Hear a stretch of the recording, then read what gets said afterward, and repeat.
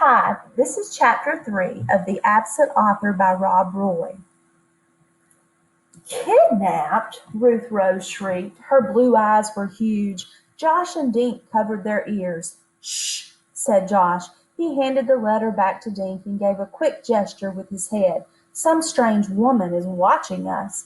Dink had noticed the woman earlier. She'd been sitting in the back of the book nook. She's coming over here, Ruth Rose said. The woman had brown hair up in a neat bun, half glasses perched on her nose. She was wearing a brown dress and brown shoes and carried a book bag with a picture of a moose on the side. Around her neck she wore a red scarf covered with tiny black letters. "Excuse me," she said in a soft, trembly voice. "Did you say Wallace Wallace has been kidnapped?" The woman poked her glasses nervously. Dink wasn't sure what to say. He thought Wallace Wallace had been kidnapped, but he couldn't be sure. Finally he said, "Well, he might have been." "My goodness," gasped the woman. "Who are you?" Josh asked her. "Oh, pardon me," the woman blushed.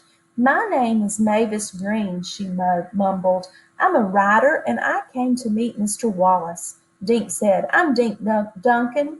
These are my friends, Ruth Rose and Josh." Mavis shook hands shyly. Then she reached into her book bag and pulled out a folded paper. "Wallace Wallace wrote to me last week. He said something very peculiar in his letter. I didn't think much of it at the time, but when he didn't show up today, and then I heard you mention kidnapping." She handed the letter to Dink, Josh, and Ruth Rose, and they all read it over his shoulder. "Dear Mavis, thanks for your note. I'm well, and thank you for asking, but lately my imagination is playing tricks on me. I keep thinking I'm being followed. Maybe that's what happens to mystery writers. We start seeing bad guys in the shadows. At any rate, I'm eager to meet you in Greenlawn, and I look forward to our lunch after the signing. Wallace Wallace." "Wow," said Ruth Rose. "First he says he's being followed, and then he winds up missing." Dink told Mavis about his letter from Wallace Wallace. He said the only thing that would keep him from coming today was if he was kidnapped. "Oh, dear," said Mavis. "I just don't understand. Why would anyone want to keep Wallace Wallace? If he's the most famous mystery writer in the world, he must be rich, right?" Josh said. "Maybe someone kidnapped him for a ransom." Suddenly Josh grabbed Dink and spun him around, pointing toward the street. "Look! The cops are coming!"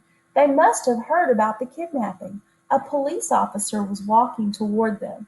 "Josh, that's just Officer Fallon, Jimmy Fallon's grandfather," said Dink. "Jimmy came to get a book signed. I saw him inside the book nook." "Maybe we should show Officer Fallon these letters," Ruth Rose suggested. "They could be clues if Wallace Wallace has really been kidnapped." "Who's been kidnapped?" asked Officer Fallon, who was now standing near them. "Not my grandson, I hope," he added, grinning. Dink showed Officer Fallon the two letters. "We think Wallace Wallace might have been kidnapped," he said.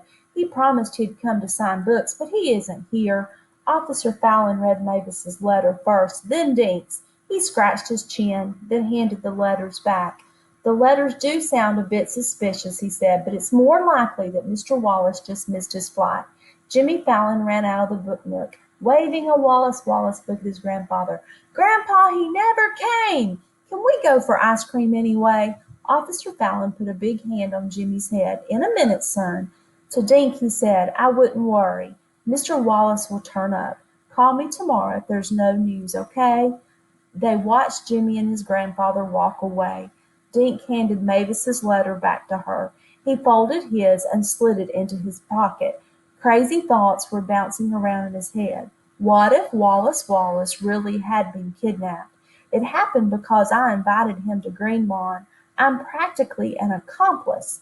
"I don't want to wait till tomorrow," he said finally. "I say we start looking for Wallace Wallace now." "Where do we start?" Ruth Rose asked. Dink jerked his thumb over his shoulder. "Right here at the book nook."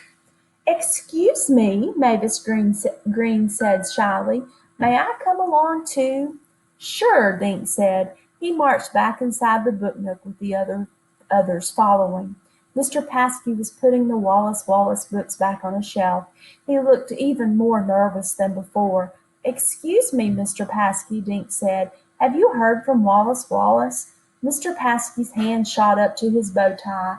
"No, Dink, not a word. We think he was kidnapped," Josh said. Mr. Paskey swallowed, making his bow tie wiggle. "Now, Joshua, let's not jump to conclusions. I'm sure there's a rational explanation for his absence." Dink told Mr. Paskey about the two letters. "I'm really worried, Mr. Paskey. Where could he be?" Mr. Paskey took out a handkerchief and wiped his face. "I have no idea." He removed a paper from his desk and handed it to Dink. "All I have is his itinerary." The others looked over Dink's shoulder as he read: "Arrive at the Bradley Airport. Meet driver from Lawrence Taxi Service. Drive to Shangri-La Hotel. Sign books at the Book Nook. Lunch, then back to the airport for 4:30 flight." "Can I keep this?" Dink asked Mr. Paskey. Mr. Paskey blinked. "Well, I guess that'll be all right, but why do you need the itinerary?" Dink picked up a marker and drew circles around the words: "Airport, taxi, hotel, and Book Nook. This is like a trail. It leads from the airport last night to the Book Nook today." Dink said, "Somewhere along this trail Wallace Wallace disappeared." Dink stared at the itinerary. "And we're going to find him."